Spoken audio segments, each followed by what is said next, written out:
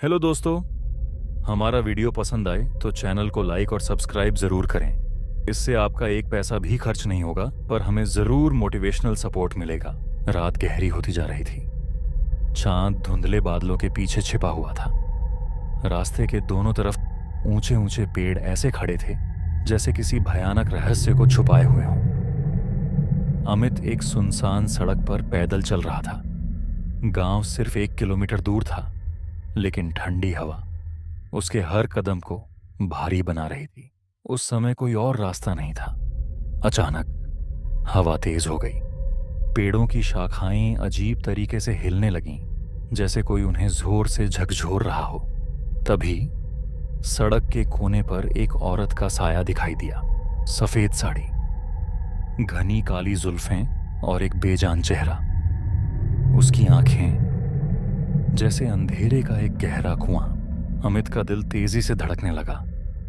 उसके मन में सवाल उठा, क्या ये कोई छलावा है? उसने बेचैनी से पीछे देखा।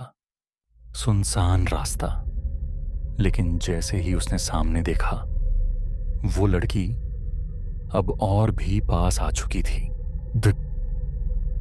तुम कौन हो? अमित की आवाज कांप उठी। लड़की ने धीरे से अपना सिर उठाया और कहा, रात के इस समय यहां मत रुको। अमित के पैर जैसे जमीन से चिपक गए। उसका शरीर ठंडा पड़ने लगा।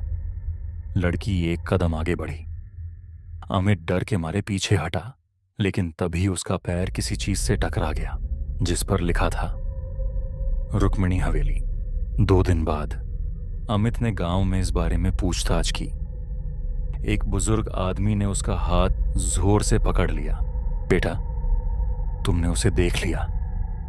बुजुर्ग का चेहरा पीला पड़ गया। अमित ने घबराकर सिर हिलाया।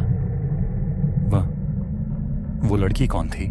बुजुर्ग ने गहरी सांस लेते हुए कहा, वो एक साया है, रुक्मिणी देवी का। पहले यहां एक हवेली थी। कहते हैं एक रात किसी ने उनका कत्ल कर दिया।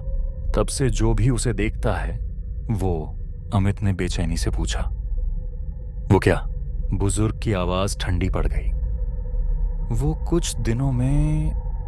उन्होंने वाक्य पूरा नहीं किया, लेकिन उनके चेहरे की खामोशी सब कुछ कह रही थी।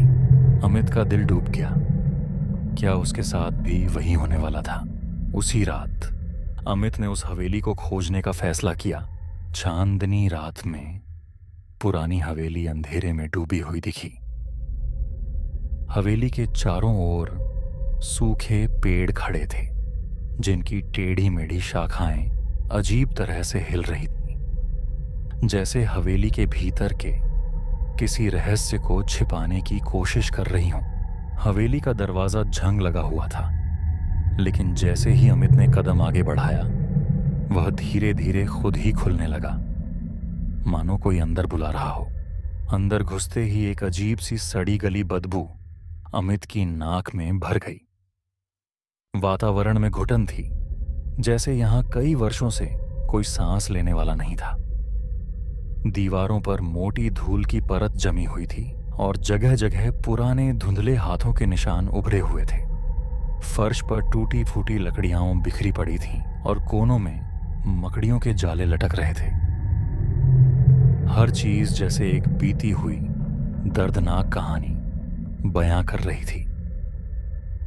अमित ने धीरे धीरे अपने कदम आगे बढ़ाए। जैसे ही उसने कमरे के बीच में रखा एक बड़ा सा आईना देखा, उसकी आंखें चौंधिया गईं। वह आईना बेहद पुराना लग रहा था, लेकिन उसमें एक अजीब बात थी। उसमें सिर्फ अमित का अक्स दिख रहा था, लेकिन उसकी परछाई सामान्य नहीं थी। अमित के पूरे शरीर में सिहरन दौड़ गई।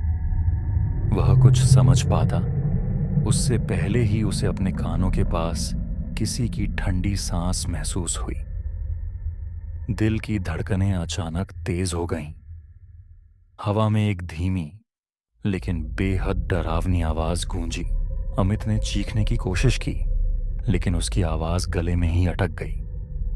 उसकी सांसें तेज हो गईं और उसकी आंखों के सामने अंधेरा छाने लगा। हवेली के अंदर की हवा एकदम ठंडी हो गई। लगा जैसे कोई अदृश्य शक्ति उसके चारों ओर लहराने लगी हो। अमित ने घबराकर पीछे मुड़कर देखा और वो लड़की अब उसके ठीक सामने खड़ी थी। उसका चेहरा बेजान था, लेकिन उसकी आंखें अब सुर्ख लाल हो चुकी थीं। होठों पर एक हल्की मगर डरावनी मुस्कान थी, जैसे वह अमित की घबराहट का आनंद ले रही हो। अब तुम भी यहां से कहीं नहीं जा सकते। उसकी आवाज सुनकर अमित का खून जम गया। उसका पूरा शरीर सुन्न पड़ गया। हवेली के बाहर बस एक दर्दनाक चीख गूंज रही थी, जो दूर दूर तक फैलती चली गई। और फिर सब कुछ शांत हो गया।